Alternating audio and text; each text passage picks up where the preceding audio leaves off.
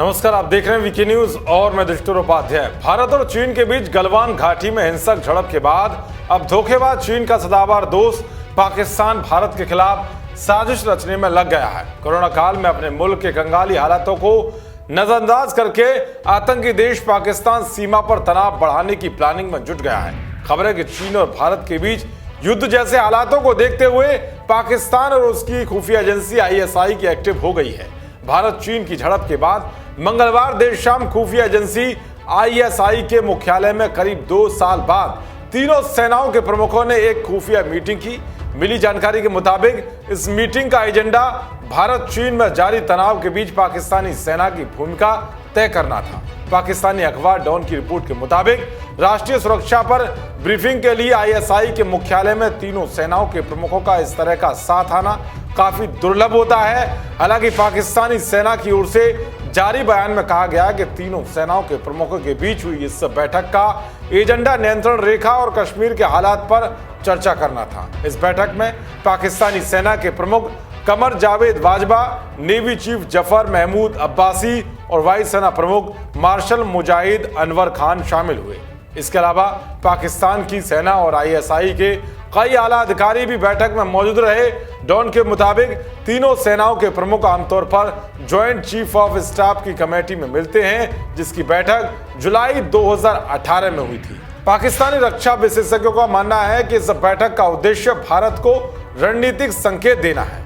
इससे पहले ISI 2 बार पाकिस्तानी प्रधानमंत्री इमरान खान को सुरक्षा के ताजा हालात बता चुकी है। डॉन के मुताबिक ये बैठक बेहद अहम है, जो भारत के साथ बढ़ते तनाव के बीच हुई है।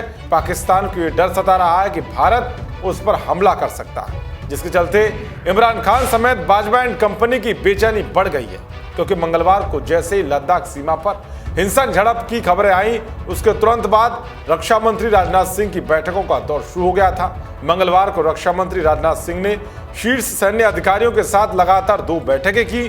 बैठकों के बाद राजनाथ सिंह ने ही पूरे हालात की जानकारी PM मोदी को दी थी। तो भाई PM मोदी का भी बड़ा बयान सामने आ गया है। PM मोदी ने साफ कहा कि देश के वीर जवानों का बलिदान व्यर्थ नहीं जाएगा। साथ ही चीन को भी कड़ा संदेश दिया है। मैं देश को भरोसा दिलाना चाहता हूं, हमारे जवानों का बलिदान व्यर्थ नहीं जाएगा। हमारे लिए भारत की अखंडता और संप्रभुता सर्वोच्च है और इसकी रक्षा करने से हमें कोई भी रोक नहीं सकता। भारत उकसाने पर हर हाल में